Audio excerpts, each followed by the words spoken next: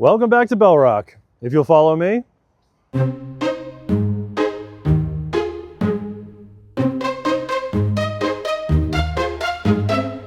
I'd like you to meet the Reverend Eliakim Willis.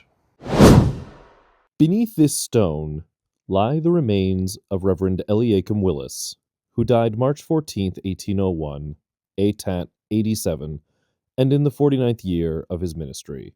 He was devoutly pious towards God, a faithful minister, affectionate and hospitable, a real patriot, and a universal philanthropist.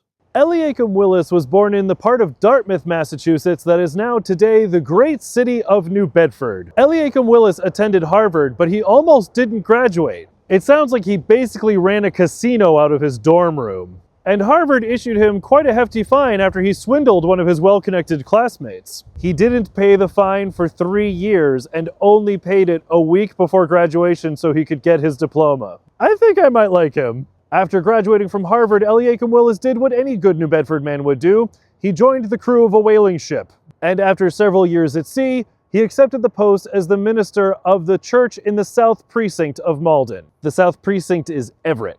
Upon his return to dry land, the Reverend Eliakim Willis married Lydia Fish. Go to sea, check.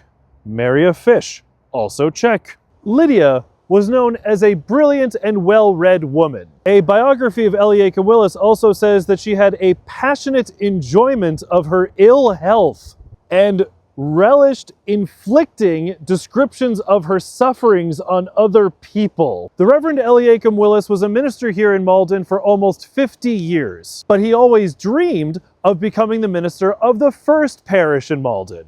And they said no a lot. In 1776, the Reverend Eliakim Willis chaired a Malden committee to consider the issue of American independence. The resulting document, known as the Malden Town Instructions, is one of the most eloquent arguments for American independence not written by Thomas Jefferson. Unfortunately, even though he was the chair of the committee, we don't think Eliakim Willis wrote the Town Instructions. We're pretty sure they were written by Peter Thatcher.